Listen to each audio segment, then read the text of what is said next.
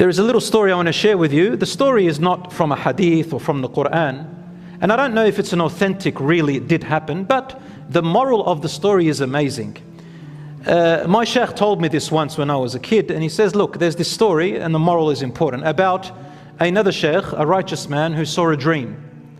And in this dream, he saw that he's running in the jungle. Have you heard this one? He's running in the jungle.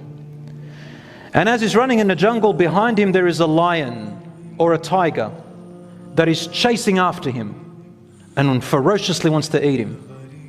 He says, I'm running in my dream and I wanted to escape from the tiger until I saw a well. So I jumped into the well, not thinking what's at the bottom, but just to escape the tiger. He goes, as I jumped into the well in my dream, I grabbed onto a rope that was hanging. And I held onto this rope with all my life. The tiger walked away and I could hear its roar fading away. He says, I felt safe. But then suddenly, after a little while, I saw beneath me in the well an anaconda, big snake coming up towards me, about to devour me. He says, so I started climbing upwards.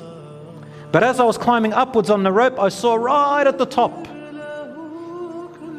two mice, one white and one black, and each one of them is nibbling away at the edge top of the rope. If I don't make it in time, the rope will snap and the anaconda will devour me. So I couldn't make it in time. Instead, I started shaking the rope, he says in his dream, trying to shake the mice off, but he couldn't. As he was shaking it, he started swerving from side to side, hitting the sides of the well. He said, I felt something sticky on the walls. Because as I looked at the stickiness, some of it went into my mouth and I realized it was honey. Sweet, beautiful, indulging honey. In my dream, it tasted amazing. He said, the honey was so sweet that I got busy licking the honey and I forgot about the anaconda and the mice that were eating away at my rope until I woke up. As I told you, we don't know if the story is true, but the moral is what we're after. So he went to his sheikh, and the sheikh said to him the interpretation of this dream. He said, what is this dream? He says, it's simple. If you want to interpret it my way, I'll tell you. That tiger that you are running from in your dream is a symbol of the angel of death. You can run away all you like in this life, do whatever you want, travel the world, go on holidays, go as far as you want, go to the moon and back. But the angel of death will inevitably catch up to you. Death, you will never escape it. He says, okay, then what is the well? He said, the well is your grave that is awaiting you.